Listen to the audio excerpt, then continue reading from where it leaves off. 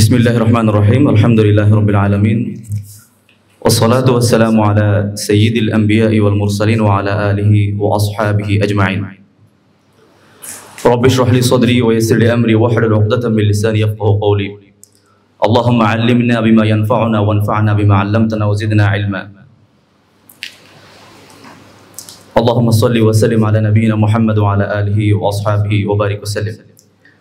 তালিমের উদ্যোগে আয়োজিত আজকের এই তৃতীয় ইউথ কনভেনশনের বর্তমান অধিবেশনের সম্মানিত সভাপতি, উপস্থিত সম্মানিত সুধীমণ্ডলী, আল্লাহ রাব্বুল আলামিনের দয়া এবং শুকরিয়া জ্ঞাপন করছি যে আল্লাহ সুবহানাহু ওয়া তাআলা আজকে তালিমের তৃতীয় ইউথ কনভেনশনে আমাদের সবাইকে একত্রিত হওয়ার তৌফিক দান করেছেন। আমরা কথা না বাড়িয়ে মূল আলোচনা শুরু করছি ইনশাআল্লাহ। শুরুতেই তালিমের প্রথম বছর যে কনভেনশন হয়েছিল সেখানেও এসেছিলাম, গত বছরে এসেছি আলহামদুলিল্লাহ, এবারও আপনাদের সম্মুখে উপস্থিত হয়েছি। প্রতি বছরই আসলে আলোচনার শুরুতে যে বিষয়টা স্মরণ করিয়ে দিই সবাইকে, আজকে আবারও তারই ধারাবাহিকতায় সবাইকে স্মরণ করিয়ে দিব যে আমরা এসব দিনী মাহফিলগুলোতে, প্রোগ্রামগুলোতে যখন আসি, এখানে কোরআন শরীফের আয়াত তেলাওয়াত করা হয়, রাসূলুল্লাহ সাল্লাল্লাহু আলাইহি ওয়াসাল্লামের হাদিস উচ্চারণ করা হয়। আমরা যতবার নবীর নাম শুনবো, রাসূল এই জাতীয় শব্দ শুনবো, আমরা যেন সাথে সাথে বলি সাল্লাল্লাহু আলাইহি ওয়াসাল্লাম। কেন বলতে হবে? নবী সাল্লাল্লাহু আলাইহি ওয়াসাল্লাম বদদুয়া করে গিয়েছেন, রাহিমান ফরজুলিন যুকিরতু ইনদাহু ফালাম ইউসাল্লি আলাইয়া। ধ্বংস ওই ব্যক্তির জন্য যার নাম উচ্চারণ করা, যার সামনে আমার নাম উচ্চারণ করা হলো অথচ সে দুরূদ শরীফ পড়ল না। তাহলে আমরা সকলে এই ধ্বংস থেকে তো বাঁচতে চাই কি চাই না? তাহলে অবশ্যই আমাদেরকে এই অভ্যাসটা করতে হবে, যতবার আমরা নবী রাসূল মুহাম্মদ এই জাতীয় শব্দ বলবো অথবা শুনবো, সাথে সাথে যেন আমরা বলি সাল্লাল্লাহু আলাইহি ওয়াসাল্লাম। এই যে সামান্য সময় ব্যয় হলো, মাত্র 1 সেকেন্ড সময় ব্যয় করে আমরা একবার দুরূদ শরীফ পড়লাম। রাসূলুল্লাহ সাল্লাল্লাহু আলাইহি ওয়াসাল্লাম বলেন, মান সাল্লা আলাইয়া ওয়াহিদাতান সাল্লাল্লাহু আলাইহি আশরা। একবার যদি কেউ আমার উপর দুরূদ শরীফ পাঠ করে, বুখারী শরীফের হাদিস, আল্লাহ তাআলা তার উপর 10 বার রহমত নাযিল করেন। সুনান আবু দাউদের একটা হাদিসের মধ্যে আসছে, ওয়াহুত্তাত আনহু আশরু খাতিআতিন, 10টা গুনাহ আল্লাহর সাথে সাথে মাফ করে দেন। ও রুফিআত লাহু আশরু দারাজাতিন, 10টি মর্যাদা আল্লাহ তাআলা বাড়িয়ে দেন। এই হিসাবে আমরা আজকে এই ইউথ কনভেনশনে যারা আসলাম, আমরা যেন এই আমাদের অভ্যাসটা পাশে নিয়ে যাই যে আমরা যতবার নবী রাসূল মুহাম্মদ এই জাতীয় শব্দ বলবো অথবা শুনবো, কি বলবো? সাথে সাথে সাল্লাল্লাহু আলাইহি ওয়াসাল্লাম। আল্লাহ তাআলা আমি সহ আমাদের সবাইকে আমল করার তৌফিক দান করুন। সম্মানিত উপস্থিতি, জীবন থেকে বারাকা যেভাবে হারিয়ে যায় সেই বিষয়টা আমাকে দেয়া হয়েছে। আমরা বারাকা সম্পর্কে একটা ধারণা বা একটা আইডিয়া শুরুতে নেওয়ার চেষ্টা করি। এটি আরবি শব্দ, কোরআনের শব্দ এবং হাদিসের শব্দ বারাকা। বাংলাতে আমরা সেটাকে বরকত হিসাবে বুঝে থাকি। বরকত মানে হলো কোনো বিষয়ের কল্যাণের বৃদ্ধি, কোনো বিষয়ের কল্যাণের বৃদ্ধি এবং কল্যাণটা স্থায়ী হওয়া। অনেক মানুষ আমরা অনেক সময় ইনকাম করি, আয় করি ব্যবসা চাকরির মাধ্যমে, কিন্তু জীবনে বরকত পাই না। আপনি হয়তো অনেক আয় করছেন, কিন্তু দেখা গেল দিন শেষে আয় থেকে ব্যয়ের পরিমাণটা বেড়ে গেল, অথবা আপনার অভাব যাচ্ছে না। অনেক আয়, অনেক কষ্ট, অনেক পরিশ্রম করার পরও এই আয় থেকে আমরা উপকার নিতে পারছি না। তো এই জন্য জীবনে বরকতটা অত্যন্ত গুরুত্বপূর্ণ। আপনি যে পেশায় থাকুন না কেন, যদি রিজিকের মধ্যে আল্লাহ বরকত দিয়ে দেন, তাহলে সেটার অ্যামাউন্টটা অল্প হলেও, পরিমাণটা অল্প হলেও সেটার দ্বারা উপকার বেশি নেওয়া যাবে। যদি কারো হায়াতের মধ্যে বরকত হয়ে যায়, তাহলে বরকতপূর্ণ হায়াত হলে সেই অল্প হায়াত দিয়েও সে অনেক কাজ করতে পারবে। কারণ সময়ের মধ্যে যদি বরকত হয়ে যায়, তাহলে অল্প সময়ের মধ্যেও এটার দ্বারা অনেক কাজ করা সহজ হবে। তো এই জন্য জীবনে বরকতটা অত্যন্ত গুরুত্বপূর্ণ। আমরা আজকের এই সংক্ষিপ্ত সময়ে কিছু আমলের মুযাকারা করব, কিছু আমল আলোচনা করব, যেসব আমল দ্বারা আমরা বরকত লাভ করতে পারি। আর কিছু আমল এমন আছে এগুলা বরকত কেড়ে নিয়ে যায়। এসব আমলের সাথে কেউ যদি জড়িত থাকেন, কানেক্টেড থাকেন, তাহলে তার জীবন থেকে বারাকা বা বরকত হারিয়ে যাবে, এটি নিশ্চিত। এজন্য আমরা যে অনেক সময় কাজ করি বরকত পাই না কেন, যে বরকতের সাথে প্রতিবন্ধক যে বিষয়গুলো আছে সেগুলো আমরা এই কাজের সাথে জড়িত, কারণে আমরা জীবন থেকে আমাদের বরকতগুলো হারিয়ে যায়। তাহলে একটু মনে রাখার চেষ্টা করি আমরা। আপনারা অত্যন্ত গুরুত্বপূর্ণ আলোচনা আগেও শুনেছেন, আমার পরেও মাগরিব পরে বিদগ্ধ আলোচক কিন্তু আলোচনা রাখবেন, অনেক গুরুত্বপূর্ণ বরেণ্য উলামায়ে কেরামের কাছ থেকে আলোচনা শুনবেন। আমি শুধু এইভাবে গতানুগতিকতার বাইরে কিছু বিষয় যেন আমরা শিখে যেতে পারি, তো কষ্ট করে আসলাম, যদি কিছু বিষয় বাসায় নিয়ে যেতে পারি তাহলে এটি আমাদের জন্য কল্যাণকর হবে। তাহলে আমরা প্রথমেই আলোচনা করছি যেসব আমলে বরকত নষ্ট হয়ে যায়। একটু মনে রাখার চেষ্টা করবেন সবাই। বরকত যেসব আমলে আমাদের জীবন থেকে হারিয়ে যায়, বরকতের ক্ষেত্রে প্রতিবন্ধক, তার মধ্যে প্রথম নম্বর হলো গুনাহ, মানুষের গুনাহ। মানুষ যখন পাপের সাথে জড়িত হয়, গুনার সাথে জড়িত হয়, তো এটার মাধ্যমে তার জীবন থেকে বরকত চলে যায়। তাহলে 1 নম্বর কারণটা কি বললাম বলেন তো? মানুষের গুনাহ। যত রকম গুনাহ আছে সবগুলো গুনাহ বরকতের ক্ষেত্রে প্রতিবন্ধক। এই ব্যাপারে হাদিস রয়েছে, ইবনু মাজার 4022 নম্বর হাদিস, রাসূলুল্লাহ সাল্লাল্লাহু আলাইহি ওয়াসাল্লাম বলেন, ইন্নাল আবদা লা ইয়াহরুমুর রিজকা বিদ্দামবি ইউসিবু। অন্তর কাঁপিয়ে দেয় হাদিসটি এবং পড়তেও ভয় লাগে, যে নবী আলাইহিস সালাম বলেছেন, ইন্নাল আবদা লা ইয়াহরুমুর রিজকা বিদ্দামবি ইউসিবু, যে বনি আদম তার গুনাহের কারণে আল্লাহর দেয়া বরাদ্দকৃত রিজিক থেকে সে বঞ্চিত হয়ে যায়। প্রত্যেকটা গুনাহ, রিজিক কি? রিজিক মনে করি আমরা যেটা খাবার গ্রহণ করি শুধু এটি রিজিক না। আমার খাওয়া দাওয়া আমার রিজিক, আমার চাকরি আমার রিজিক, আমার স্ত্রী সন্তান আমার রিজিক, আমার বাবা মা আমার রিজিক। অর্থাৎ মানুষ যেসব বিষয় থেকে উপকৃত হয়, আমার মেধাও একটা রিজিক, যেসব বিষয় থেকে মানুষ প্রতিনিয়ত উপকৃত হয়, এই সবগুলো তার রিজিকের অন্তর্ভুক্ত। রাসূলুল্লাহ সাল্লাল্লাহু আলাইহি ওয়াসাল্লাম বলেন, বনি আদম প্রত্যেকটা গুনাহের কারণে তার রিজিক থেকে বঞ্চিত হয়ে যায়। তা আপনি একটা গুনাহ করলেন, তার মানে আল্লাহর দেয়া বরাদ্দ রিজিক থেকে আপনার নিজের অজান্তে একটা রিজিক আপনার কাছ থেকে চলে গেছে। আমরা নিজেরাই বুঝি না যে আমার বরাদ্দ রিজিক থেকে একটা রিজিক আমি হারিয়ে ফেলছি একটা গুনাহের কারণে। এজন্য সকল গুনাহ হলো রিজিকের ক্ষেত্রে প্রতিবন্ধক। ইন্নাল আবদা লা ইয়াহরুমুর রিজকা বিদ্দামবি ইউসিবু। তাহলে সকল গুনাহ হলো রিজিকের ক্ষেত্রে 1 নম্বর প্রতিবন্ধক। এরপরেও রাসূলুল্লাহ সাল্লাল্লাহু আলাইহি ওয়াসাল্লাম স্পেসিফিকলি বিশেষভাবে কিছু গুনাহকে বরকতের ক্ষেত্রে সরাসরি প্রতিবন্ধক হিসেবে তিনি উল্লেখ করেছেন, বিশেষ কয়েকটি গুনাহ। এর মধ্যে আমরা প্রথম নম্বরে যে গুনাহটা উল্লেখ করতে চাই সেটা হলো হারাম পন্থায় সম্পদ অর্জন করা। কেউ যদি আয় করে থাকে, সে আয়ের উৎসটা যদি হারাম হয়, তাহলে সে যতই আয় করুক সেই আয়ের মধ্যে কোনো বরকত সে পাবে না। হারাম পন্থায় সম্পদ অর্জন করা। রাসূলুল্লাহ সাল্লাল্লাহু আলাইহি ওয়াসাল্লাম বলেন, সহিহ মুসলিমের 1052 নম্বর হাদিস, তিনি বলেন, ফামা ইয়াখুযু মালান বিহাক্কিহি ইউবারাক লাহু। কেউ যদি হালাল পন্থায় বৈধভাবে সম্পদ উপার্জন করে ইউবারাক লাহু ফিহি, তাহলে এই সম্পদের মধ্যে বরকত দেয়া হয়। ওমা ইয়াখুযু মালান বিগাইরি হাক্কিহি ফামাসালুহু কামাসালিল্লাযী ইয়াকুলু ওয়া লা ইয়াশবা। আর যদি অবৈধ পন্থায় হারাম ভাবে কেউ সম্পদ অর্জন করে, তার আয়ের উৎসটা যদি হারাম হয়, তাহলে কামাসালিল্লাযী ইয়াকুলু ওয়া লা ইয়াশবা, এই ব্যক্তির উদাহরণ হলো ওই ব্যক্তির মতো, সে ইয়াকুলু, সে খাদ্য গ্রহণ করে ঠিকই, ওয়া লা ইয়াশবা, কিন্তু এটার দ্বারা সে পরিতৃপ্ত হয় না, এটার দ্বারা সে উপকার নিতে পারে না। তাহলে আমরা দুইটা গুনাহ আলোচনা, প্রথম নম্বর বললাম বরকতের ক্ষেত্রে প্রতিবন্ধক হলো সকল রকম গুনাহ। এরপরে আমরা আলোচনা করলাম, এখন বলেন তো কি? হারাম পন্থায় সম্পদ উপার্জন করা। 3 নম্বরে নবী সাল্লাল্লাহু আলাইহি ওয়াসাল্লাম উনি আরো একটা গুনাহের কথা আমাদেরকে স্মরণ করিয়ে দেন। তিনি বলেন, এটা হলো সুদের সাথে জড়িত। সুদের সাথে যে ব্যক্তি জড়িত, এটা হলো কবিরা গুনাহগুলোর মধ্যে অন্যতম একটা কবিরা গুনাহ। সুদের সাথে যদি কেউ জড়িত হয়, তাহলে এই ব্যক্তির সম্পদ থেকে বরকত চলে যাবে। এই ব্যাপারে কোরআন শরীফের আয়াত হলো, ইয়ামহাকুল্লাহুর রিবা ওয়া ইউরবিস সাদাকাত। আল্লাহ তাআলা বলেন, ইয়ামহাকুল্লাহুর রিবা, সুদকে আল্লাহ তাআলা ধ্বংস করবেন। সুতরাং আপনি যদি সুদের গুনাহের সাথে জড়িত থাকেন, তাহলে আপনার ধ্বংস আজ হোক কাল হবেই হবে, কোনো সন্দেহ নাই। কারণ আল্লাহ তাআলা বলেছেন, ইয়ামহাকুল্লাহুর রিবা ওয়া ইউরবিস সাদাকাত। এজন্য অল্প সময় দুনিয়ার সামান্য জিন্দেগির একটু আরাম আয়েশ বসবাস করার জন্য আমরা সুদের সাথে জড়িত হয়ে যাই, না বুঝে অনেক সময় বেরিয়ে আসতে হবে।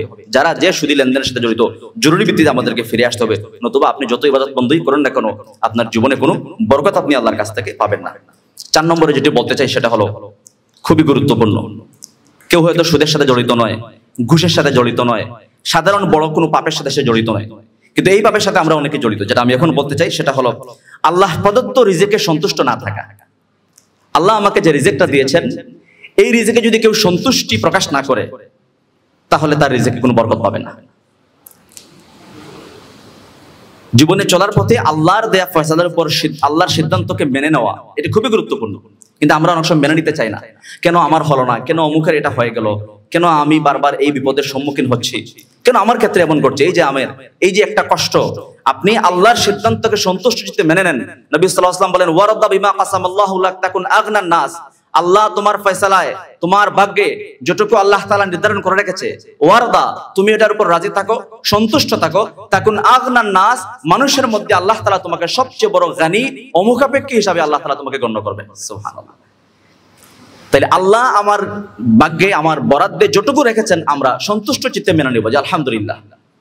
আপনি অন্তর দিয়ে আল্লাহর ফয়সালাকে মেনে নেন, সন্তুষ্টি প্রকাশ করেন, তাহলে এই সন্তুষ্টি প্রকাশ করার পরে যে রিজিকটা পাবেন, সেই রিজিকের মধ্যে আল্লাহ তাআলা বরকত দান করবেন। এজন্য আল্লাহ আমাদেরকে যে অবস্থায় রেখেছে, আলহামদুলিল্লাহ, সার্বক্ষণিক আল্লাহর ফয়সালার উপর, আল্লাহর দেয়া ফজল রিজিকের উপর সন্তুষ্ট থাকা। এবার আরেকটা হাদিস উল্লেখ করতে চাই, নবী সাল্লাল্লাহু আলাইহি ওয়াসাল্লাম বলেন ইন্নাল্লাহা তাআলা ইয়াবতালিল আবদা ফিমা আতা, আল্লাহ তাআলা বান্দাকে পরীক্ষা করেন ফিমা আতা, আল্লাহ যা দিয়েছেন এগুলো দিয়ে আল্লাহ তাআলা বান্দাকে পরীক্ষা করেন। আমরা আল্লাহর পক্ষ থেকে যা পেয়েছি এটুকু আমরা পরীক্ষার হলের মধ্যে আছি, আল্লাহ তাআলা পরীক্ষা করেন। এটাও সহিহ মুসলিম শরীফের হাদিস। নবী আলাইহিস সালাম বলেন ফা ইন রাদিয়া বিমা কাসামাল্লাহু লাহু বুরিকা লাহু ফিহি ওয়া ওয়াসআ, যদি সে ব্যক্তি সন্তুষ্টি প্রকাশ করে আল্লাহর দেয়া প্রদত্ত রিজিকের উপর, বুরিকা লাহু, তাহলে এই সম্পত্তির উপর এই রিজিকের উপর বরকত দিয়ে দেয়া হয়, ওয়া ওয়াসআহু, এবং এটাকে আল্লাহ প্রশস্ত করে দেন। ওয়া ইল্লাম ইয়ারদা লাম ইউবারাক লাহু, আর যখন মানুষ সন্তুষ্টি প্রকাশ করে না, আরো চাই, এটি আমার হচ্ছে না, আরো দরকার, আমি এটার উপর রাজি নয়, তাহলে লাম ইউবারাক লাহু, তাহলে সেই রিজিক থেকে বরকত কেড়ে নেওয়া হয়, তাকে কোনো বরকত দেয়া হয় না।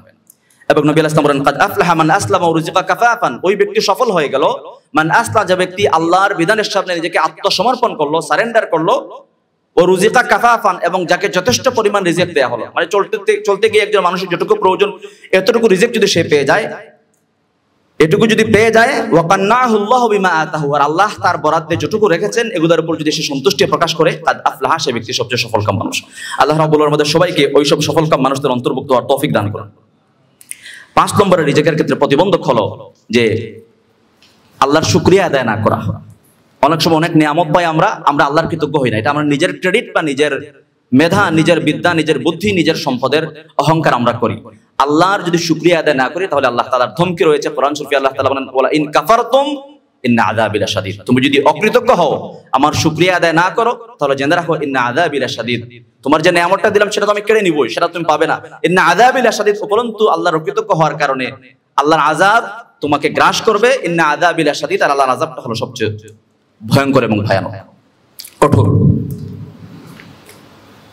6 নম্বরের রিজিকের ক্ষেত্রে প্রতিবন্ধক হলো, বরকতের ক্ষেত্রে প্রতিবন্ধক হলো যে কেউ যদি নিসাব পরিমাণ সম্পদের মালিক হয় আর যাকাত প্রদান না করে সম্পদের, তাহলে সেই সম্পদ থেকে আল্লাহ তাআলা বরকত নিয়ে যান। এই ব্যাপারে লম্বা হাদিস রয়েছে, আমি একটু অংশ তুলে ধরছি। রাসূলুল্লাহ সাল্লাল্লাহু আলাইহি ওয়াসাল্লাম বলেন ওয়ালাম ইয়ামনাউ যাকাতা আমওয়ালিহিম ইল্লা মুনিউল কাতরা মিনাস সামাই ওয়ালাউলাল বাহাইমু লাম ইউমতিরু, যদি সম্পদের যাকাত প্রদান না করে তাহলে আল্লাহ তাআলা আকাশ থেকে বৃষ্টি বর্ষণ বন্ধ করে দেন।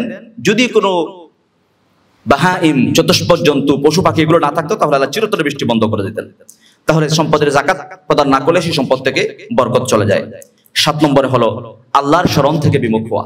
আপনি ব্যবসা করেন, চাকরি করেন, যে পেশাই থাকেন না কেন, সব সময় আমরা আল্লাহকে স্মরণ করব। আল্লাহর শরণ থেকে যখন মানুষ বিমুখ হয়ে যায় তখন আল্লাহ তাআলা তার জীবনটাকে সংকীর্ণ করে দেন।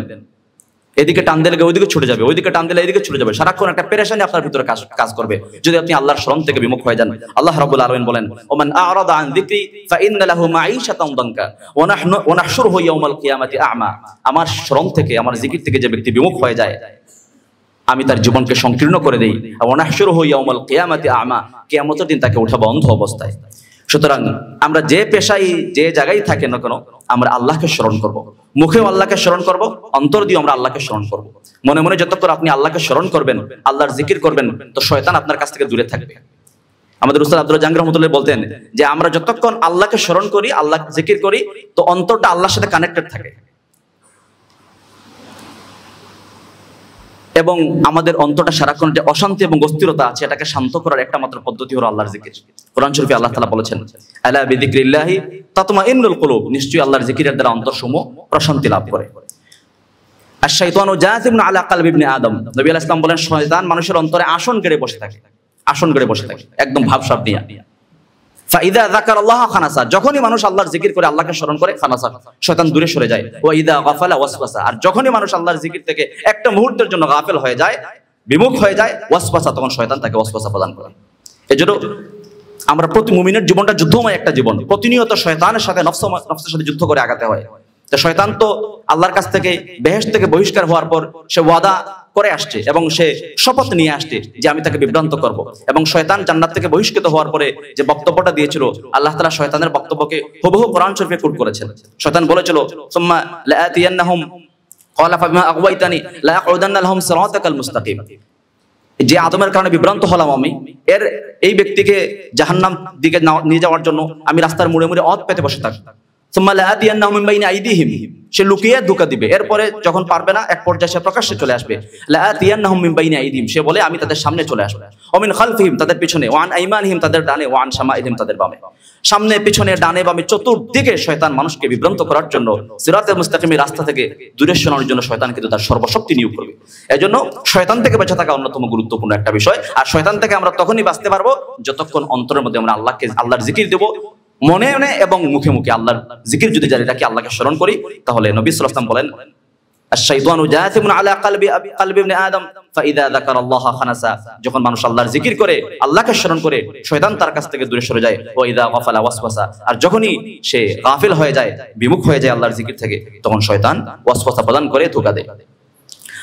বরকতের ক্ষেত্রে 8 নম্বর সর্বশেষ প্রতিবন্ধক হলে, তারপরে আমরা কিছু আমল আলোচনা করব যেগুলোর মাধ্যমে আমরা বরকত লাভ করতে পারি। বরকতের ক্ষেত্রে 8 নম্বরের প্রতিবন্ধক হলো যে মিথ্যা কসম করা। পণ্য বিক্রি করতে গিয়ে মিথ্যা আল্লাহর নামে শপথ নিয়ে নিলে কেউ, এটা বরকত শূন্য করে দেয়। এই ব্যাপারে হাদিস রাসূলুল্লাহ সাল্লাল্লাহু আলাইহি ওয়াসাল্লাম বলেন, সহিহ মুসলিম এবং বুখারী শরীফেও আসছে, যে আবু হুরায়রা রাদিয়াল্লাহু তাআলা আনহু قال سمعت رسول الله صلى الله عليه وسلم يقول الحلف منفقة للسلعة ممحقة للبركة, যে ব্যক্তি মিথ্যা শপথে পণ্য বিক্রি করে, যেটা আজকের পণ্য, এটা গতকালকের পণ্য, একদম ভালো, সে জানে এটা এই পণ্য 2 নম্বরে আছে, ভেজাল আছে, এরপর আল্লাহর শপথে সে পণ্য বিক্রি করলো। এমন যদি কেউ করে থাকে, ধোঁকাবাজি করে মানুষের সাথে, তাহলে সেই কারণে তার সম্পদ থেকে বরকত চলে যায়। কোন ভাইকে আছেন এই 8টা বিষয় একটু দাঁড়িয়ে বলতে পারবেন সিরিয়ালি? আমি একটু আবার বলে দিই, একটু মনে রাখার চেষ্টা করেন। প্রথম নাম্বার আপনি বলবেন, দাঁড়িয়ে বলেন, মাশাআল্লাহ, একটু বলবেন, দেখে দেখে বলবেন। আচ্ছা বলেন, দেখে দেখে, আচ্ছা বলেন, মাশাআল্লাহ।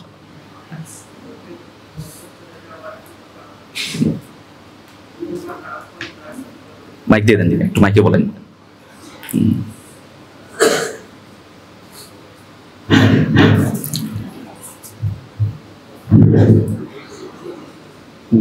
বরকত চলে যাওয়ার কারণ 1 নম্বর গুনাহ, 2 নম্বর হারাম পন্থায় সম্পদ অর্জন করা, 3 নম্বর সুদের সাথে জড়িত থাকা, 4 নম্বর আল্লাহর প্রদত্ত রিজিকের সন্তুষ্ট খুশি না থাকা, 5 নম্বর আল্লাহর শুকরিয়া আদায় না করা, 6 নম্বর যাকাত প্রদান না করা, 7 নম্বর আল্লাহকে স্মরণ না করা, 8 নম্বর মিথ্যা কসম করা। মাশাআল্লাহ, জাযাকাল্লাহু খাইরান। আপনি কি পড়াশোনা করেন, স্টুডেন্ট? মাশাআল্লাহ, বারাকাল্লাহু ফীকুম। তাহলে এই 8টা বিষয় হলো বরকতের ক্ষেত্রে প্রতিবন্ধক। এই 8টা বিষয়ের সাথে যারা জড়িত থাকবেন, তার জীবন থেকে বরকত চলে যাবে, এটি হলো কথা।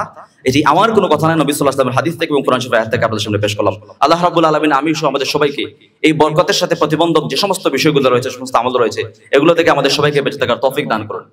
আরেকটু জোরে বলি আমিন। জাযাকুমুল্লাহু খাইরান। এবারে আমরা কিছু আমলের আলোচনা করব যেগুলোর মাধ্যমে আমরা বরকত লাভ করতে পারি।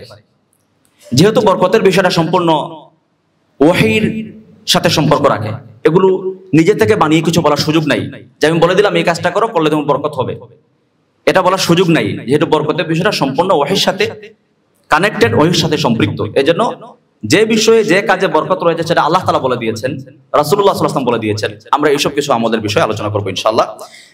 বরকত লাভের প্রথম নম্বর 1 নম্বর আমল হলো, যেটা কোরআন শরীফের সূরা আরাফের 96 নম্বর আয়াতে আল্লাহ তাআলা বলে দিয়েছেন, সেটা হলো ঈমান এবং তাকওয়া একসাথে আল্লাহ তাআলা উল্লেখ করেছেন। বরকত লাভের 1 নম্বর আমল কি বলেন তো? ঈমান এবং তাকওয়া। আল্লাহ তাআলা সূরা আরাফের 96 নম্বর আয়াতে বলেন, ওয়ালাউ আন্না আহলাল কুরা আমানু ওয়াত্তাকাউ লাফাতাহনা আলাইহিম বারাকাতিন মিনাস সামাই ওয়াল আরদ, যদি জনপদের মানুষরা ঈমান আনে, ওয়াত্তাকাউ এবং তাকওয়া অবলম্বন করে, লাফাতাহনা আলাইহিম বারাকাতিন মিনাস সামাই ওয়াল আরদ, আল্লাহ তাআলা আকাশ থেকে এবং জমিন থেকে বরকতের যত দরজা আছে, যত ভান্ডার আছে, যত খাজানা আছে, সবগুলোকে আল্লাহ তাআলা উন্মুক্ত করে দিবেন। সুবহানাল্লাহ। একটা হলো সম্মিলিতভাবে জনপদের সবাই ঈমান আনলো এবং তাকওয়ার উপর চললো, আরেকটা হলো ব্যক্তিগতভাবে কেউ ঈমান ধারণ করলো আর তাকওয়ার উপর চললো। উভয় ক্ষেত্রেই যখনই মানুষ ঈমান এবং তাকওয়ার গুণে গুণান্বিত হবে, ঈমান এবং তাকওয়ার সিফাত সে পরিপূর্ণ অর্জন করবে, তো আল্লাহ তাআলা তার জীবনে বরকতের দরজাকে উন্মুক্ত করে দিবেন। সুবহানাল্লাহ। তাহলে ঈমান, এটা লম্বা আলোচনার বিষয়। ঈমান কি, ঈমান কি, কিভাবে ঈমান মানুষ ঈমানদার হয়, এবং এর চেয়ে আরো জরুরি হলো ঈমান ধারণ করা, ঈমান লালন করা যতটুকু গুরুত্বপূর্ণ, তার চেয়ে গুরুত্বপূর্ণ বিষয় হলো ঈমানকে হেফাজত করা।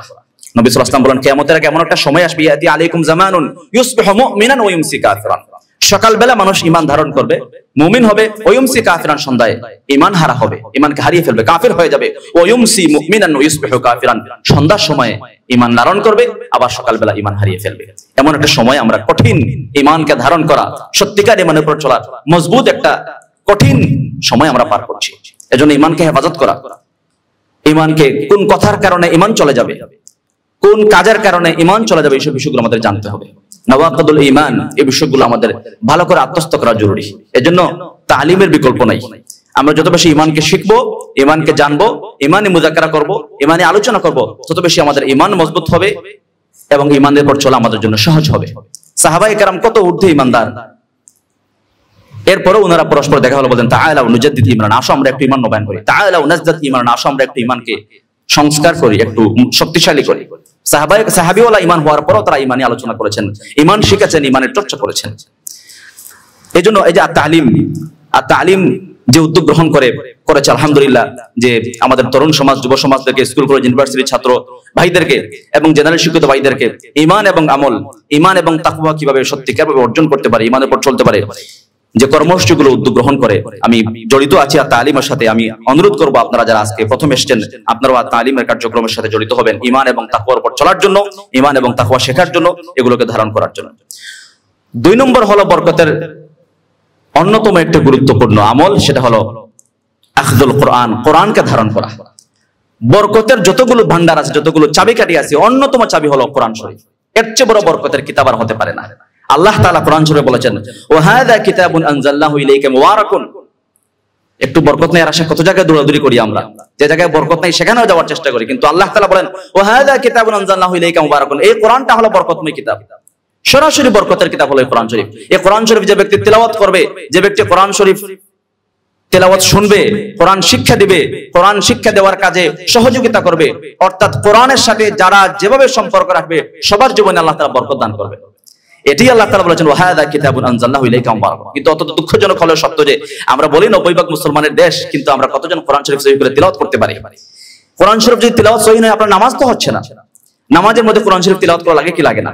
আমরা দুনিয়াবি লাইনে হয়তো শিক্ষা অর্জন করছি, স্কুলে কলেজে ইউনিভার্সিটিতে আমরা মাস্টার্স পাস করেছি, পড়াশোনা করছি, অথবা অন্য কোনো পেশার সাথে জড়িত, কিন্তু নিজের আল্লাহর কালামটা তিলাওয়াত, কমপক্ষে নামাজে যতটুকু তিলাওয়াত করা জরুরি, এটুকু পরিমাণ সহিহ করে তিলাওয়াত করা সবার জন্য ফরজ। এটা নবী আলাইহিস সালাম বলেছেন, তলাবুল ইলমি ফারিদাতুন আলা কুল্লি মুসলিম, সরাসরি ফারিদাতুন শব্দ উল্লেখ করেছেন। এই জরুরি পরিমাণ ইলম অর্জন করার মধ্যে 1 নম্বর হলো কোরআন শরীফ তিলাওয়াত। এজন্য সামনে রমজান মাস আসছে, আমি অনুরোধ করব যেসব জেনারেল শিক্ষিত ভাইরা এখন পর্যন্ত আমাদের তিলাওয়াতটা সহিহ করতে পারে নাই, যারা আমরা নামাজে পড়িত সূরাগুলো, যাদের তিলাওয়াত সহিহ আছে, আমরা একটু ইমাম সাহেবকে শোনাই, একটু মুয়াজ্জিন সাহেবকে শোনাই, যার তিলাওয়াত সহিহ আছে তাকে শোনাই, একটু দেখি যে আমার তিলাওয়াত আসলে সহিহ আছে কিনা, আমার নামাজটা হচ্ছে কিনা। কোরআনের ক্ষেত্রে আপনারা যত্নবান হবেন। কোরআন তিলাওয়াত করা, যে ঘরে তিলাওয়াত কোরআন শরীফ তিলাওয়াত করা হয় সেই ঘরে বরকত নাজিল হবে, যে ঘরে কোরআন নাই সেই ঘরে বরকত শূন্য। তাহলে 2 নম্বর বরকতের আমল হলো কোরআন শরীফ, সরাসরি কোরআন কারীম। বিশেষ করে রাসূলুল্লাহ সাল্লাল্লাহু আলাইহি ওয়াসাল্লাম 3 নম্বরে আমরা যে আমলটা বলতে পারি, বিশেষ করে কোরআন শরীফের একটা সূরাকে নবী আলাইহিস সালাম বলেছেন এই সূরার সাথে বরকতের আলাদা বিশেষ একটা সম্পর্ক রয়েছে। এই সূরাটা হলো সবচেয়ে লম্বা সূরা, সূরাতুল বাকারা। নবী আলাইহিস সালাম বলেন, ইকরাউল বাকারাতা, সহিহ মুসলিম শরীফের হাদিস, ইকরাউল বাকারাতা ফাইন্না আখযাহা বারাকাহ ওয়া তারাকাহা হাসরা। তোমরা সূরা বাকারা তিলাওয়াত করো। এই সূরা বাকারা যে ব্যক্তি ধারণ করবে, সূরা বাকারাকে ধারণ করাটা তার বরকতের কারণ হবে, আর সূরা বাকারাকে যে ব্যক্তি পরিত্যাগ করবে সেটা তার জন্য ক্ষতির কারণ হয়ে দাঁড়াবে। সূরা বাকারার সাথে সরাসরি বরকতের সম্পর্ক। রাসূলুল্লাহ সাল্লাল্লাহু আলাইহি ওয়াসাল্লাম বলেন যে ঘরে সূরা বাকারা তিলাওয়াত করা হয়, লা তাজআলু বুয়ুতাকুম মাকাবিরা ফাইন্না শাইতানা ইয়াফিররু মিনাল বাইতিল্লাযী তুকরাউ ফীহিল বাকারা। যে ঘরে সূরা বাকারা তিলাওয়াত করা হয়, যে তোমরা তোমাদের ঘরগুলোকে কবর বানিও না, অর্থাৎ কবরের মধ্যে তো কোনো ইবাদতের সুযোগ নাই, ঘরগুলোকে এমন যেন না হয় যে আল্লাহর ইবাদত শূন্য। ফাইন্না শাইতানা ইয়াফিররু মিনাল বাইতিল্লাযী তুকরাউ ফীহিল বাকারা। যে ঘরে সূরা বাকারা তিলাওয়াত করা হয় সেই ঘর থেকে শয়তান দুষ্ট জিন পালিয়ে যায়। এই যে আমাদের সময় আমরা তো মসজিদের সাথে জড়িত, বিভিন্ন সময় মুসল্লিরা কেরাম আসেন যে ঘরে জিনের উপদ্রব, জাদুটোনার সমস্যা, ঘরে অশান্তি, অনেকগুলো বিষয় নিয়ে আমাদের সাথে মুসল্লিরা কেরাম শেয়ার করেন। তো সূরা বাকারাটা একটা পরীক্ষিত আমল। আপনি ঘরে সূরা বাকারার তিলাওয়াত চালু করে দেন, সূরা বাকারা নিয়মিত পড়ুন, সূরা বাকারার চর্চা করুন, সূরা বাকারার মধ্যে আল্লাহ তাআলা কি বার্তা দিয়েছেন সেগুলো অনুধাবন করার চেষ্টা করুন, তাহলে সেই ঘরের মধ্যে বরকত নাজিল হবে। এটা খুবই পরীক্ষিত একটা বিষয়। বিশেষ করে সূরা বাকারার কয়েকটি আয়াত, যেমন আয়াতুল কুরসি। আয়াতুল কুরসি কোরআন শরীফের একটা মাত্র আয়াত, যে আয়াতের স্বতন্ত্র একটা আলাদা নাম, সেটা হলো আয়াতুল কুরসি। আল্লাহ, যেটা আমরা আল্লাহু দুআ বলি অনেকে, যে রাসূলুল্লাহ সাল্লাল্লাহু আলাইহি ওয়াসাল্লাম বলেন, মান ক্বারা বিল আয়াতাইনি মিন আখির সূরাতিল বাকারাতি ফি লাইলাতিন কাফাতাহ আফওয়ান মান ক্বারা আয়াতুল কুরসি দুবুরা কুল্লি সালাতিন লাম ইয়ামনাহু মিন দুখুলিল জান্নাহ ইল্লা ইয়ামুত। যে ব্যক্তি 5 ওয়াক্ত ফরজ নামাজ শেষে আয়াতুল কুরসি তিলাওয়াত করবে, রাসূলুল্লাহ সাল্লাল্লাহু আলাইহি ওয়াসাল্লাম বলেন ওই ব্যক্তি আর জান্নাতের মাঝখানে মৃত্যু ছাড়া কোনো বাধা বাকি থাকবে না। সুবহানাল্লাহ। তাই নামাজের শেষে আমরা আয়াতুল কুরসি একটু তিলাওয়াত করার চেষ্টা করি। যাদের মুখস্থ নাই মুখস্থ করব, আর যাদের মুখস্থ নাই অবশ্যই মুখস্থ করব, মুখস্থ না থাকলে দেখো আমরা পড়তে পারি, অসুবিধা নেই। এবং সূরা বাকারা বিশেষ করে শেষ 2 আয়াত, সূরা বাকারার শেষ 2 আয়াত আমানা রাসূল থেকে শেষ পর্যন্ত, এই ব্যাপারে সহিহুল বুখারীর হাদিস হলো যে নবী সাল্লাল্লাহু আলাইহি ওয়াসাল্লাম বলেন মান ক্বারা বিল আয়াতাইন মিন আখির সূরাতিল বাকারাতি ফি লাইলাতিন কাফাতাহ। কেউ যদি রাতের বেলা সূরা বাকারার শেষ 2 আয়াত তিলাওয়াত করে তাহলে তার কি লাভ?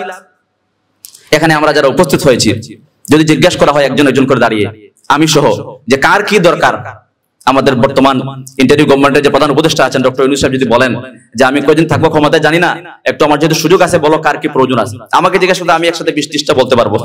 কার কি প্রয়োজন নাই এমন কোনো মানুষ নাই, সবারই কম বেশ বিভিন্ন বিষয়ের প্রয়োজন রয়েছে। রাসূলুল্লাহ সাল্লাল্লাহু আলাইহি ওয়াসাল্লাম বলেন মান ক্বারা বিল আয়াতাইন মিন আখির সূরাতিল বাকারাতি ফি লাইলাতিন কাফাতা। কেউ যদি রাতের বেলা সূরা বাকারার শেষ 2 আয়াত তিলাওয়াত করে এই ব্যক্তির যত প্রয়োজন রয়েছে সকল প্রয়োজন পূরণ করার জন্য আল্লাহ তাআলা এই 2 আয়াতকে যথেষ্ট করে দিবেন। সুবহানাল্লাহ। সহিহ বুখারীর হাদিস। এবং যাবতীয় অনিষ্টতা থেকে যাবতীয় ক্ষতি থেকে মন্দ বিষয় থেকে বাঁচার জন্য এই 2 আয়াতকে আল্লাহ তাআলা যথেষ্ট করে দিবেন।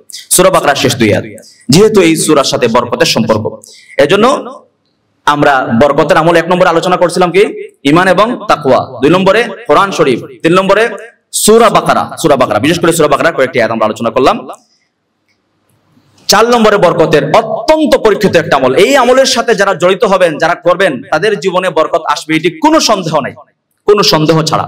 সেটা হলো দান সদকা করা, বেশি বেশি দান করা। আপনি দান করেন আপনার সম্পদ বেড়ে যাবে, এটি নিশ্চিত মনে রাখবেন।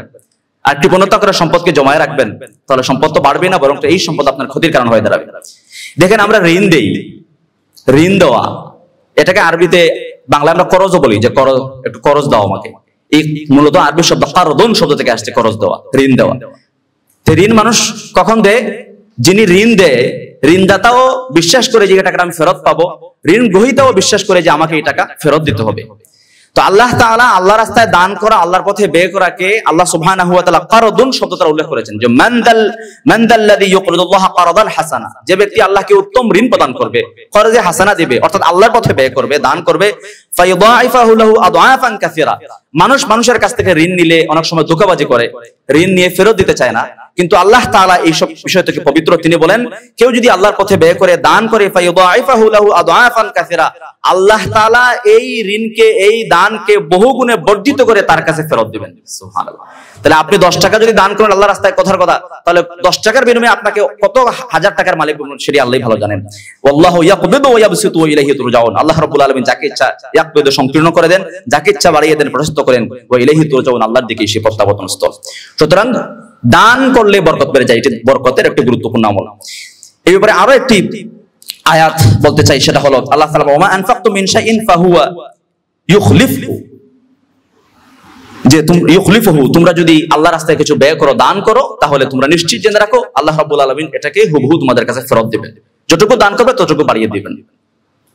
এবং সহিহ মুসলিম শরীফের একটা হাদিস হলো নবী সাল্লাল্লাহু আলাইহি ওয়াসাল্লাম বলেন মা নাকাসাত সাদাকাতুন মিন মালিন, কোন মানুষ যদি সদকা করে, দান করে, মা নাকাসাত, তার সম্পদ থেকে কোনো বাসে কমে না, কোনোভাবেই সম্পত্তি কমে না মানে কি আল্লাহ তাআলা তার সম্পদ বাড়িয়ে দেয়। এবং প্রতিদিন দান করা, যার যার সামর্থ্য লাগে। আমি স্টুডেন্ট, আমার তো আয় নাই, না আপনি আপনার 2 টাকা আছে, 2 টাকা থেকে 1 টাকা দান করেন, যা আছে তা থেকে দান করেন, এটি আপনার সম্পদ বৃদ্ধি পাবে। সহিহ বুখারীর একটি হাদিস হলো যে প্রত্যেকদিন আকাশ থেকে 2জন ফেরেশতা নেমে আসেন। মা মিন ইয়াউমিন ইসবাহুল ইবাদু ফিহি ইল্লা মালাকান ইয়ানজিলান। নবী সাল্লাল্লাহু আলাইহি ওয়াসাল্লাম বলেন আকাশ থেকে প্রত্যেকদিন 2জন ফেরেশতা নেমে আসেন, বিশেষ 2জন ফেরেশতা নেমে এসে একজন এই কথা বলে, ফায়াকুলু আহাদুহুমা আল্লাহুম্মা আতি মুনফিকান খালাফা, যে আল্লাহ আজকের দিনে যারা দানকারী, যারা দান করলো, যতটুকু দান করলো তুমি ততটুকু সম্পদটাকে বাড়িয়ে দাও। সুবহানাল্লাহ।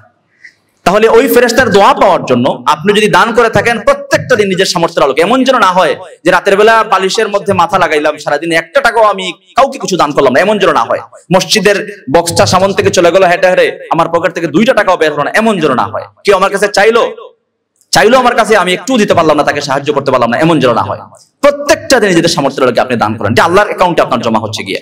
এবং নিশ্চয়ই জানেন রাখুন দুনিয়াতে নগদ আপনি এটার ফলাফল পাবেন, পরকালীন বিষয় তো আর আমি দুনিয়া নগদ কথা বলছি। আল্লাহুম্মা আতি মুনফিকান খালাফা, ওই ফেরেশতা দোয়া করেন যে আল্লাহ যতটুকু দান করলো তুমি তাতে ততটুকু ফেরত দাও, বাড়িয়ে দাও।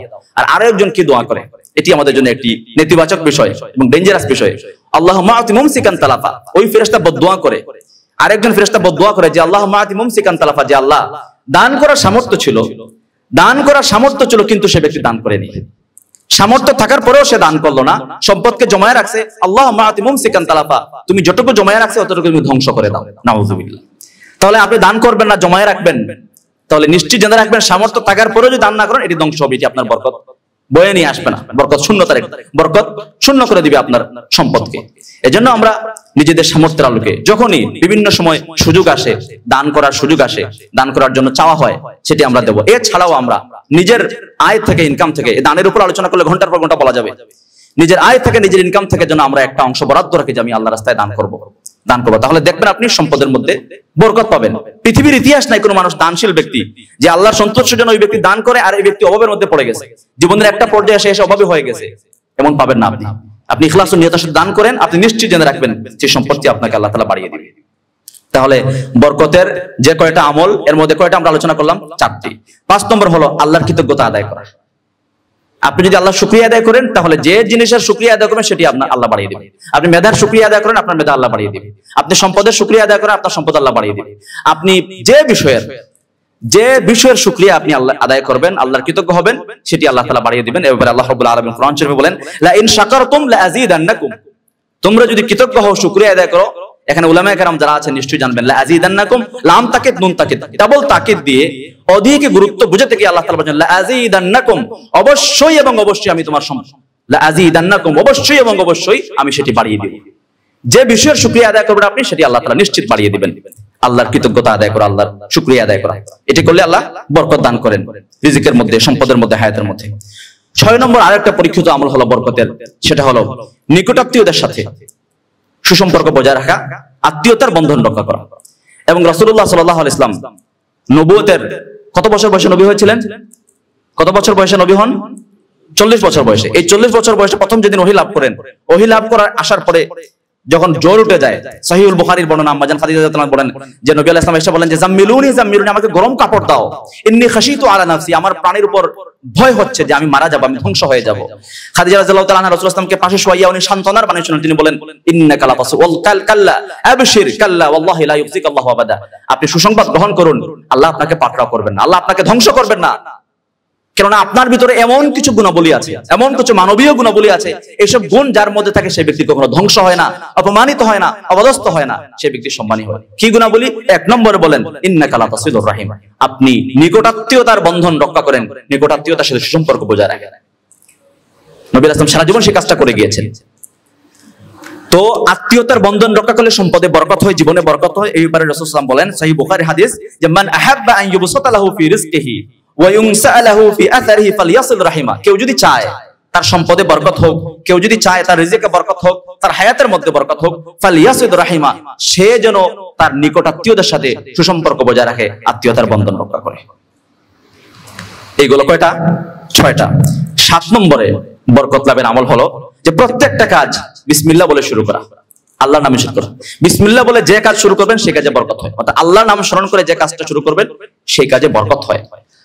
বিভিন্ন কাজের শুরুতে মাসনুন দোয়া রয়েছে আল্লাহর নাম নিয়ে, যেমন ঘুমানোর পূর্বে আল্লাহুম্মা বিসমিকা আমুতু ওয়া আহইয়া, ওয়াশরুমে যাওয়ার আগে আল্লাহুম্মা ইন্না আউযু বিকা মিনাল খুবুসি ওয়াল খাবাইস, এর আগে বিসমিল্লাহ। তো এভাবে মাসনুন দোয়া যেগুলো আছে আমাদের জানা সেগুলো বলবো, আর মাসনুন দোয়া জানা নাই বিসমিল্লাহ বলে আপনি শুরু করেন। এবং শিখতে হবে আমাদেরকে, বিভিন্ন কাজের শুরুতে নবী ইসলাম বিভিন্ন দোয়া আমাদেরকে শিক্ষা দিয়ে, যেগুলো শিখতে হবে, যেগুলো জানা নেই আপনারা বিসমিল্লাহ বলে চলবেন। আল্লাহর নামে যে কাজ শুরু করা হয় সে কাজে আল্লাহ তাআলা বরকত দান করেন। এই উপরে একটা হাদিস রয়েছে, যদি হাদিস সনদের মধ্যে বেশ কিছু দুর্বলতা রয়েছে, যে কুল্লু আমরিন যিবানিন লাম ইউবদা বিসমিল্লাহ ফাহুয়া আখতা। আমরা যখন কাফিয়াতে পড়ি ওই সময় আমাদের উস্তাদ ক্লাসে হাদিসটা বলে আবার সনদ বলে দিয়েছিলেন। তিনি বলেন যে হাদিস হলো যে কুল্লু আমরিন যিবানিন লাম ইউবদা বিসমিল্লাহ ফাহুয়া আখতা, প্রত্যেক ওই কাজ যেটা বিসমিল্লাহ ছাড়া শুরু করা হয়, আল্লাহর নাম ছাড়া শুরু করা হয়, সেই কাজটা বরকত শূন্য হয়। এটা বলার পরে উস্তাদ বলেছেন যে হাদিসটার সনদ যথেষ্ট দুর্বল, এটি বর্ণনাযোগ্য নয়। আমার মনে মনে একটা ওই সময় একটা কৌতূহল ছিল যে এই ব্যাপারে বিশুদ্ধ কোনো হাদিস আছে কিনা। তো এভাবে গত বছর খুঁজতে খুঁজতে পেয়ে গেলাম, বিশুদ্ধ হাদিস খুঁজতে গিয়ে কোরআন শরীফের আয়াত পেয়ে গেলাম। সুবহানাল্লাহ, আল্লাহর নাম তাবারাকাসমু রাব্বিকা যিল জালালি ওয়াল ইকরাম, যে আল্লাহ তাআলা বলেছেন যে আল্লাহর নাম হলো বরকতময়। সুতরাং বরকতময় যেহেতু আল্লাহর নাম, বরকতময় সেই নাম দিয়ে যে ব্যক্তি যে কাজ শুরু করবে সেই কাজের মধ্যে আল্লাহ বরকত দান করবেন। সুবহানাল্লাহ। তাবারাকাসমু রাব্বিকা বিল জালালি ওয়াল ইকরাম। সুতরাং আল্লাহর নামে যে ব্যক্তি যে কাজ শুরু করবেন, আপনি একটা সুইচ অন করবেন বিসমিল্লাহ বলুন, একটা সুইচ অফ করবেন বিসমিল্লাহ বলুন, পোশাক পরবেন বিসমিল্লাহ, পোশাক খুলুন বিসমিল্লাহ, প্রত্যেকটা কাজ নিজেরা অভ্যাস করে ফেলে যে বিসমিল্লাহ বলে শুরু করব। লেখা শুরু করুন বিসমিল্লাহ, পড়া শুরু করুন বিসমিল্লাহ। এবং বাচ্চাদেরকে, যারা এখানে প্যারেন্টস আছেন, আপনার সন্তানাদি রয়েছে, ছোট ভাই বন্ধু আছে, তাদেরকেও আপনি বিসমিল্লাহতে অভ্যস্ত করুন। বাচ্চাকে মুখে খাবার দেওয়ার আগে, একটা চকলেট দেওয়ার আগে তাকে বলুন যে তুমি বিসমিল্লাহ বলো। এটা অভ্যস্ত করুন ছোটবেলা থেকে, তাদেরকে বিসমিল্লাহ বলে আল্লাহর নামে শুরু করার প্রতি তাদেরকে অভ্যস্ত করুন। বিশেষ করে খাবারের শুরুতে নবী আসলাম বলেছেন যে খাবারের শুরুতে তোমরা আল্লাহর নাম উচ্চারণ করো। সাম্মিল্লাহ ওয়া কুল বিয়ামিনিক, ডান হাতে খাবার গ্রহণ করো, সাম্মিল্লাহ এবং বিসমিল্লাহ বলো। তাহলে আল্লাহর নামে প্রত্যেকটা কাজ শুরু করা, বিশেষ করে খাবারের শুরুতে অবশ্যই বিসমিল্লাহ বলা। 8 নম্বরে বরকতের আমল হলো যে ঘরে প্রবেশ করার সময় সালাম দিয়ে প্রবেশ করা। ঘরে প্রবেশ করার সময় সালাম দিয়ে যদি ঘরে প্রবেশ করি আমরা, তাহলে ঘরের মধ্যে বরকত নাজিল হয়। এবারে সুনান তিরমিজির হাদিস হলো, নবী সাল্লাল্লাহু আলাইহি ওয়াসাল্লাম বলেন, সম্ভবত আনাস রাদিয়াল্লাহু তাআলা আনহুকে পরামর্শ দিয়েছিলেন যে ইযা দাখালতা আলা আহলিকা ফাসাল্লিম ইয়াকুন বারাকাতান আলাইকা ওয়া আলা আহলি বাইতিক। আনাস, তুমি যখন ঘরে প্রবেশ করবে, ফাসাল্লিম, তুমি সালাম দিয়ে ঘরে প্রবেশ করো, তাহলে কি হবে? ইয়াকুন বারাকাতান আলাইকা ওয়া আলা আহলি বাইতিক, এটি তোমার জন্য এবং তোমার পরিবারের জন্য বরকতের কারণ হবে। তাহলে ঘরে প্রবেশ করার সময় আমরা সালাম দিয়ে প্রবেশ করার চেষ্টা করি। আল্লাহ তাআলা আমাদেরকে আমল করার তৌফিক দান করুন। 9 নম্বর হলো ব্যবসায়ীদের জন্য এবং ক্রেতা যারা, সবার জন্য এটা বরকতের আমল। নবী সাল্লাল্লাহু আলাইহি ওয়াসাল্লাম, আল বাইয়ান বিল খিয়ারি মা লাম ইয়াতাফাররাকা ফা ইন সাদাকা ওয়া বায়্যানা বুরিকা লাহুমা। ক্রয় বিক্রয় লেনদেনের ক্ষেত্রে ক্রেতা এবং বিক্রেতা উভয় যদি সত্য কথা বলে, বুরিকা লাহুমা ফি বাইহিমা, সেই লেনদেনের মধ্যে, সেই ব্যবসার মধ্যে আল্লাহ তাআলা বরকত দান করেন। কাস্টমার অনেক সময় মিথ্যা কথা বলে, আবার অনেক সময় কি বলে, বিক্রেতাও মিথ্যা কথা বলে। বিশেষ করে অনলাইনে যারা বেচা কেনা হয়, এখানে মিথ্যা ছড়াছড়ি, পণ্য দেখায় একটা, বিক্রি করে আরেকটা, কোয়ালিটি একটা সে বলে আরেকটা।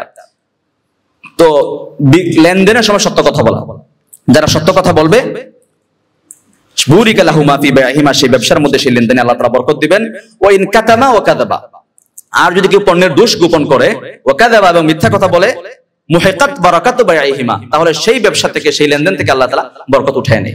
সেই পণ্য কিনে আপনি কখনো লাভবান হতে পারবেন না। যে মালিককে কি বলে, পণ্যের মালিককে আপনি ধোঁকা দিয়ে পণ্য কিনে নিয়ে আসলেন, সেই ক্ষেত্রে আপনি লাভবান হবেন না। আবার আপনি বিক্রি করে মনে করেন আমি জিতে গেছি, একটা নষ্ট মোবাইল, আপনি জানেন এখানে অনেক ত্রুটি আছে, আপনি বেলার সময় তাকে এগুলো ত্রুটি গোপন করলেন, আপনি বললেন না, বলেন ঠিক আছে সবগুলো ওকে নিয়ে যাও, সে বাড়িতে নিয়ে গেলে সমস্যা হয়ে গেল, বা যে কোনো পণ্য, তাহলে আপনি মনে করেন আমি জিতে গেছি, আমি তো জিতে গেলাম, তাকে অল্প দামে আমার নষ্ট একটা জিনিস সেল করে দিতে পারলাম না। আপনি জিতে যান নাই, আপনি যে টাকাটা আয় করেছেন তার কাছ থেকে, সে টাকার মধ্যে কোনো বরকত পাবেন না, কোনো উপকার আপনি পাবেন না। ওয়া ইন কাতামা ওয়া কাযাবা মুহিকাত বারাকাতু বাইহিমা, নবী সাল্লাল্লাহু আলাইহি ওয়াসাল্লাম বলেছেন। 10 নম্বরে একটা আমল হলো, ওই যে আমরা প্রথমে আলোচনা করেছিলাম বরকতের ক্ষেত্রে প্রতিবন্ধক কোন জিনিসটা 1 নম্বরে সবচেয়ে বেশি প্রতিবন্ধক, বলেন তো, কার মনে আছে? না, বরকত লাভের ক্ষেত্রে মানে যেগুলা বরকত চলে যায়, বরকত শেষ করে দিয়ে যেসব আমলে, আমরা 8টা আমল শুরুতে আলোচনা করেছিলাম, 1 নম্বরে কি বলেছিলাম? গুনাহ। তাহলে নবী সাল্লাল্লাহু আলাইহি ওয়াসাল্লাম বলেন, কুল্লু বানি আদম খাত্তা, আদম সন্তান মানুষের গুনাহ করবে। আপনি যে গুনাহ থেকে বাঁচার চেষ্টা করলেন, এরপরে দেখবেন গুনাহ একটা হয়ে যাবে। মোবাইল হাতে নিলেন, দেখবেন একটা বেগার নারীর ছবি চোখের সামনে চলে আসে, গুনাহ একটা হয়ে গেল। তো আদম সন্তান, সে মানুষ মাত্রই সে গুনাহর সাথে জড়িত হয়ে যাবে। তো এই গুনাহ থেকে বাঁচার জন্য 10 নম্বরে যে আমরা যেটা বলবো, যে এই আমলটা যদি করেন, তাহলে সবকিছুতে আল্লাহ বরকত দান করবেন। সেটা হলো ইস্তেগফারকে কন্টিনিউ করা। ইস্তেগফার যদি আপনি ইস্তেগফার করেন, তাহলে আপনাকে আল্লাহ তাআলা বরকত দান করেন, এবং এটার মাধ্যমে ওই যে আমরা বললাম বরকতের ক্ষেত্রে প্রতিবন্ধক গুনাহটা ফিনিশ হয়ে যাবে। কুরবানি ঈদের সময় আমরা মাংস দিয়ে যখন খাবার খাই, আমরা হাতের মধ্যে তৈলাক্ত চর্বি লাগে কিনা? এটা সাধারণ পানি দিয়ে যায় না, কি করতে হয়? হ্যান্ড ওয়াশ দিয়ে, লিকুইড দিয়ে, সাবান দিয়ে ধৌত করতে হয়, তারপরে হাত পরিষ্কার হয়ে যায়। তো আপনি ইস্তেগফার করেন, যত বেশি ইস্তেগফার করবেন, ইস্তেগফারের বিনিময়ে আল্লাহ তাআলা গুনার ময়লাগুলো দূর করে দিবেন। গুনাহ একটা ময়লা, দোয়ার মধ্যে চোখের পানি আসে না আমাদের, কেন চোখের পানি আসে না জানেন না? এইটা হলো গুনাহ। চোখের গুনাহ, কথাবার্তার গুনাহ, জিহ্বার গুনাহ, জুবানের গুনাহ, কানের গুনাহ, এইসব গুনাহের কারণে। গুনাহ এক একটা ময়লা, গুনাহ নিজেই একটা ময়লা। শরীরের কাপড় যেমন কয়েকদিন পরে পরে পরিবর্তন করতে হয়, ময়লা হয়ে যায়, ধুলোবালু লাগে, ঠিক তেমনি আমাদের রূহ যেটা আছে, এটাও ময়লা হয়ে যায় গুনাহের কারণে। নবী সাল্লাল্লাহু আলাইহি ওয়াসাল্লাম, ইযা আযনাবাল আবদু নুকিতাত ফি কলবি নুকতাতুন সাওদা, বনি আদম যখনই একটা গুনার কাজ করে, তখন তার অন্তর মধ্যে একটা কালো দাগ পড়ে। সে আরো একটা গুনার কাজ করে, আরো একটা কালো দাগ পড়ে, একটা পর্যায়ে পুরো অন্তর তার কালো হয়ে যায়, গুনাহে কালো হয়ে যায়। এই অন্তর নিয়ে আপনি নামাজ পড়েন, নামাজে মনোযোগ আসবে না। এই অন্তর নিয়ে আপনি দোয়া করেন, চোখের পানি আসবে না, কখনো আসবে না। এজন্য গুনাহের ময়লা থেকে নিজেকে পবিত্র করার জন্য ইস্তেগফারকে কন্টিনিউ করা। যারা আমরা মোটর বাইক ব্যবহার করি, হেলমেট ব্যবহার করি, হেলমেটের আরবি হলো মিগফারুন, মিগফার অর্থাৎ হেলমেট কেন পড়ি আমরা? নিরাপত্তার জন্য, নিজেকে অ্যাক্সিডেন্ট থেকে, দুর্ঘটনা থেকে, বিপদ থেকে বাঁচানোর জন্য। গাইন ফা রা হলো মিগফার শব্দের মাদ্দা। যারা মাদ্রাসা ছাত্র উলামায়ে কেরাম নিশ্চয়ই জানবেন যে গাইন ফা রা হলো এটার মাদ্দা। আর ওই একই মাদ্দা থেকে আরেকটা শব্দ আসছে ইস্তেগফার। হেলমেট যেমন মানুষকে দুর্ঘটনা থেকে, বিপদ আপদ থেকে, মুসিবত থেকে নিরাপত্তা দান করে, ঠিক তেমনি ইস্তেগফার যদি কোনো মানুষ কন্টিনিউ করে তাহলে আল্লাহ রাব্বুল আলামিন ওই ব্যক্তিকে যাবতীয় গুনাহ থেকে, যাবতীয় বিপদ থেকে, যাবতীয় মুসিবত থেকে, যাবতীয় দুশ্চিন্তা পেরেশানি থেকে আল্লাহ রাব্বুল আলামিন তাকে নিরাপত্তা দান করেন। এজন্য আমরা সুযোগ পাইলে মুখে যেন তাকে ইস্তেগফার, আস্তাগফিরুল্লাহ আস্তাগফিরুল্লাহ ওয়া তুবু ইলাইহি। ইস্তেগফারের উপরে লম্বা আলোচনা করা যাবে। কোরআন শরীফে আল্লাহ তাআলা ফাকুলতু আস্তাগফিরু রাব্বাকুম ইন্নাহু কানা গাফফারা। যদি ইস্তেগফার করে এর বিনিময়ে আল্লাহ তাআলা গুনাহ maaf করে দেন। যুরসিলিস সামা আলাইকুম মিদরারা, আকাশ থেকে বৃষ্টি দান করেন। ওয়ায়ুমদিদকুম বিআমওয়ালিন ওয়া বানিন, কেউ যদি অভাবী হয়, অসচ্ছল হয়, আর্থিক অভাবগ্রস্ত হয়, নিঃসন্তান হয় আর ইস্তেগফার করে এর বিনিময়ে আল্লাহ তাআলা তার অভাব দূর করে দেন। এর বিনিময়ে আল্লাহ তাআলা তাকে সুসন্তান দিয়ে শক্তিশালী করেন, সমৃদ্ধ করেন। এজন্য সম্পদ বাড়ানোর, রিজিক বাড়ানোর, রিজিকে বরকত হওয়ার, দুশ্চিন্তা মুক্ত জিন্দেগি। অনেকে ডিপ্রেশন আক্রান্ত হয়ে যায়, ডিপ্রেশন, হতাশ, মাঝে মধ্যে নিজেরাও হতাশ হয়ে যায়।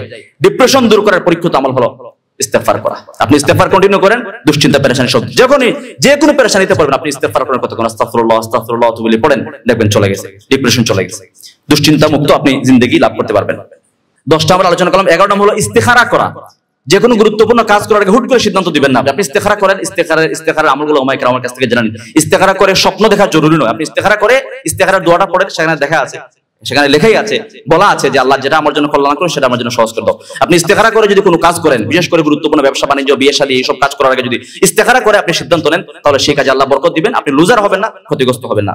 12 নম্বরে বলবো যে অধীনস্থদের, নিজেরা তো নামাজ পড়া আর অধীনস্থ যারা আছে তাদেরকে নামাজের নির্দেশ দেয়া, নামাজের নির্দেশ প্রদান করা। এই কাজটা যে পরিবারের কর্তা বা যে ব্যক্তি করবেন, বা দোকানের মহাজন, অফিসের বস যিনি আছেন, যদি অধীনস্থদেরকে নামাজের নির্দেশ প্রদান করেন তাহলে আল্লাহ তার জীবনে বরকত দান করেন। এরপরে কোরআন শরীফে আল্লাহ তাআলা বলেন ওয়া'মুর আহলাকা বিস-সালাতি ওয়াসতাবির আলাইহা লা নাসআলুকা রিজকা নাহনু নারযুকুকা।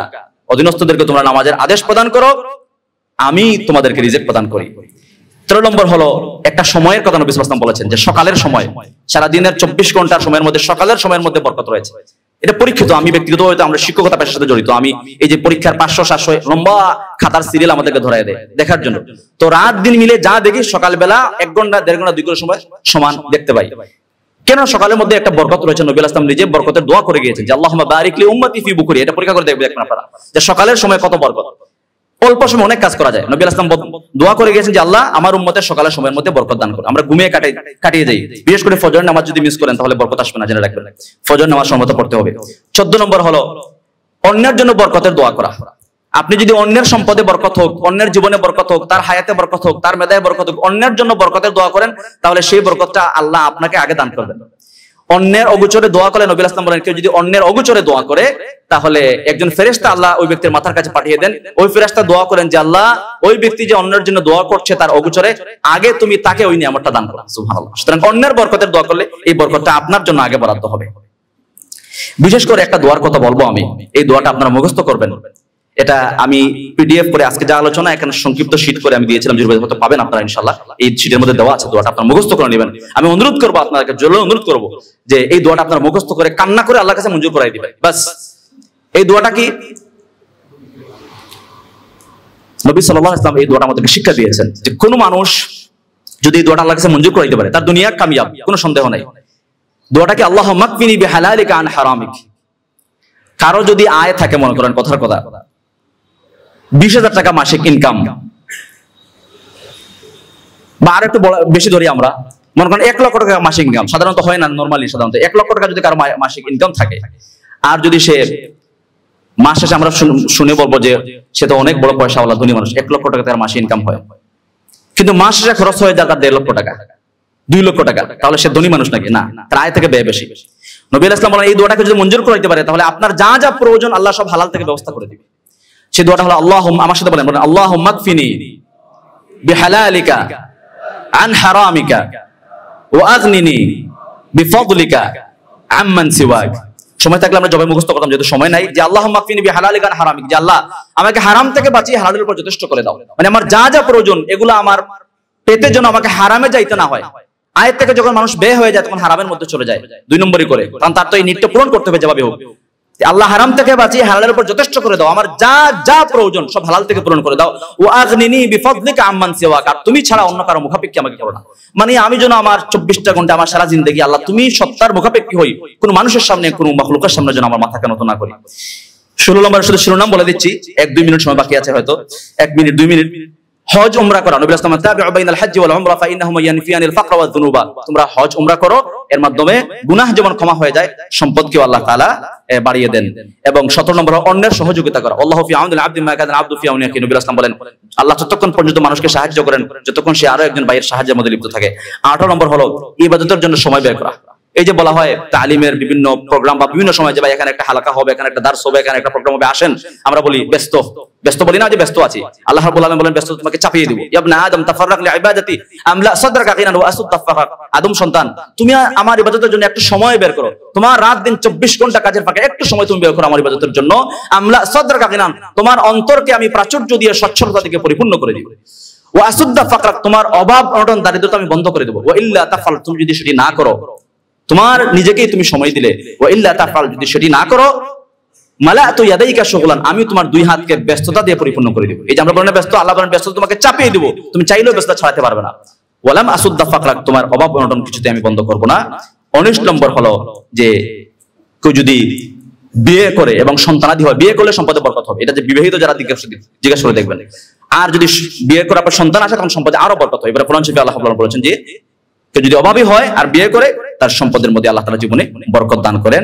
20 নম্বর হলো একটি লম্বা একটা হাদিসের সারমর্ম, যে নবী আলাইহিস সালাম বলেন যে তালিবুল ইলম, যে ব্যক্তি দ্বীনের তলবের মধ্যে আছে, দ্বীন ইলমে দ্বীন অর্জন করছে, এবং তালিবুল ইলমকে যদি কেউ সাহায্য সহযোগিতা করে, আল্লাহ রাব্বুল আলামিন এর বিনিময়ে যিনি সহযোগিতা করবেন তার জীবনে আল্লাহ তাআলা বরকত দান করেন। এবার লম্বা হাদিস রয়েছে, আমি যদি সময় নেই আমি যাচ্ছি না এদিকে। তাহলে আজান সহ হয়ে গেছে, আমি শুধু শিরোনামগুলো 20টার নাম বলে দিচ্ছি। বরকত লাভ করার আমল, 1 নম্বর আমল হলো বরকত লাভ করার, সেটা হলো ঈমান এবং তাকওয়া। 2 নম্বর হলো কোরআন শরীফকে ধারণ করা। 3 নম্বর বিশেষ করে সূরাতুল বাকারা। 4 নম্বরে বেশি বেশি দান সদকা করা। 5 নম্বরে আল্লাহর কৃতজ্ঞ হওয়া। 6 নম্বরে রক্ত সম্পর্কীয় আত্মীয়দের সাথে সুসম্পর্ক বজায় রাখা। 7 নম্বরে প্রত্যেকটা কাজ বিসমিল্লাহ বলে শুরু করা, বিশেষ করে খাবারের সময়। 8 নম্বরে ঘরে প্রবেশ করার সময় সালাম দিয়ে প্রবেশ করা। 9 নম্বরে ক্রয় বিক্রয় করার সময় সত্য কথা বলা। 10 ইস্তেগফার বেশি বেশি করা। 11 নম্বরে ইস্তিখারা করে কোনো কাজ করা। 12 নম্বর হলো অধীনস্থদের সাথে অধীনস্থদেরকে নামাজের আদেশ প্রদান করা। 13 সকালের সময়ের মধ্যে বরকত, এই সময় যে কোনো কাজ করলে বরকত হয়। 14 অন্যের জন্য বরকতের দোয়া করা। 15 বরকত হাসিলের জন্য বিশেষ করে যে দোয়াটা বললাম না, আল্লাহুম্মা কফিনি বিহালালিকা আন হারামিক ওয়া আগনিনি বিফদলিকা আম্মান সিওয়াক, এই দোয়াটা আমরা করতে পারি বেশি বেশি। 16 বারবার হজ উমরা করা যাদের সামর্থ্য আছে। 17 অন্যের সহযোগিতা করা। 18 ইবাদতের জন্য সময় ব্যয় করা। 19 বিয়ে করা, বিয়ে করলে সম্পদে বরকত হয়। 20 তালিবুল ইলমকে সাহায্য করা। আল্লাহ রাব্বুল আলামিন আমাদের সবাইকে যে কথাগুলো বললাম সঠিক সত্য যে কথাগুলো আছে এগুলোর উপর সবাইকে আমল করার তৌফিক দান করুন। হাযা ওয়া সাল্লাল্লাহু আলা নবিয়িনা মুহাম্মদ ওয়া আলা আলিহি ওয়া আসহাবিহি ওয়া বারিক।